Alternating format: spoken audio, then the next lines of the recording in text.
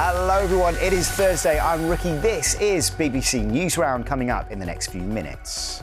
After living for nearly 100 years on this planet. Celebrations for David Attenborough's big birthday. The Dolphins spotted off the English coast.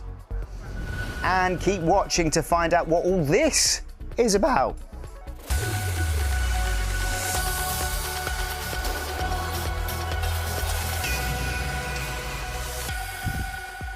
Hello everyone, hope you're well. First up, millions of adults will get the chance to vote in a group of elections in part of the UK today. Now, some of you might be off school if your building is being used as a polling station. There are elections happening for the Scottish Parliament, the Senedd or Welsh Parliament, and some local councils in England too. OK, to space next, where Greece has launched the first ever satellites to create pictures of heat on Earth from space. They're called thermal imaging satellites, and 4 of them were sent into orbit aboard a SpaceX rocket from California in the USA. It's hoped the satellites will help to find and stop the spread of wildfires quickly using advanced sensors. OK, next up, this week is a really special one for fans of nature and storytelling, as one of the world's most famous broadcasters celebrates a massive birthday. Sir David Attenborough, well, he's 100 years old tomorrow. I've been finding out about his amazing life and what he means to you.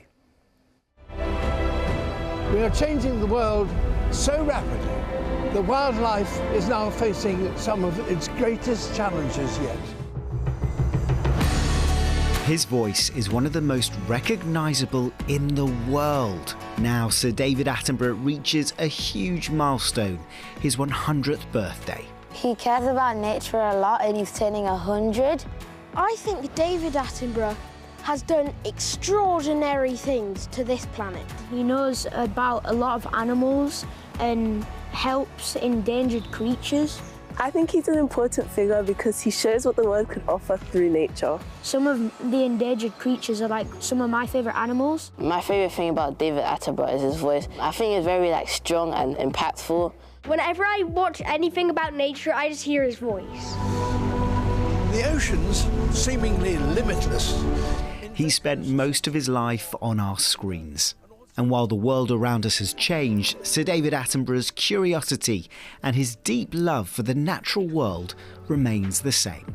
He continues to inspire young people everywhere. As the documentary was sort of going on, I was realising, slowly realising, that what we're doing to this planet is really detrimental to the planet's health. Here in the Amazon, there are hundreds of different species of them. From rainforests to the deepest oceans, his programmes show us incredible animals and places many of us would never get to see. And from a state-of-the-art British polar research vessel to a tiny snail discovered in Tasmania, Sir David Attenborough's name is everywhere. And just last month, even a baby llama joined the list. But let's take a little look back now. He joined the BBC in his 20s when TV was still new, wanting to film animals in the wild, taking viewers on adventures around the world. Over the years, there have been many documentaries, too many to mention, but Life on Earth, Blue Planet and Planet Earth are just some of the shows that have brought nature closer to us than ever before. So what do you think he'll be doing to celebrate his big day? I personally think that Sir David Attenborough, for his birthday, he'd either probably have a nature-themed birthday party. I think he may be celebrating his birthday in a very tropical place, or go on a walk at a zoo. If he does have his birthday in a rainforest, it has to be a suitable cake. It cannot be an ice cream cake in a rainforest. Happy birthday to you, David. And don't forget, Sir David isn't just a presenter. He also speaks up for the planet. And if we do put our minds to it, I believe we can do that. We've had him on Newsround many times over the years. My nose always gets hot. Well, you talk like that. Oh, really? It's not very good when you're doing an interview. In fact, here he is with the very first Newsround presenter, John Craven. First of all, they have to warm up in the early morning sun. At 100 years old, Sir David Attenborough is still sharing his message, encouraging the next generation to look after the world we all call home. Happy birthday, David Attenborough! Happy birthday, David! When I'm older, I'm going to write books about animals and research them. Happy birthday, David Attenborough!